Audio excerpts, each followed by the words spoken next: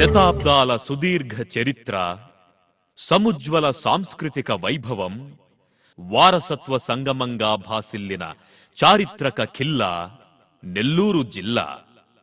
ఎందరో రాజులు, తిక్కన వంటి మరెందరో కవిరాజులు ఈ నేలను పునీతం చేశారు.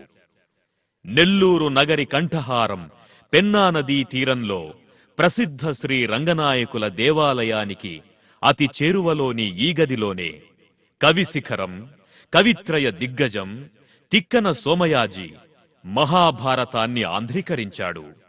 సువిశాల జలహారం, సుదీర్ఘ సముద్ర తీరం, ఉరుకుల పరుగుల పెన్నా నది వయ్యారం, పచ్చని పంట పొలాలకు ప్రాణవాయువులు అందిస్తోన్న సోమశిల ప్రాజెక్టు నెల్లూరు జిల్లాకే కీర్తి కిరీటాలు.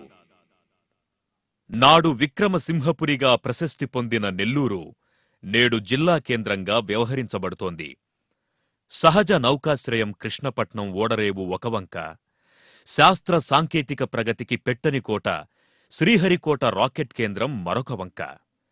దేశంలోనే రెండో అతిపెద్ద అందమైన నీటి సరస్సు పులికాట్ నెల్లూరు జిల్లాకే నెలవంక.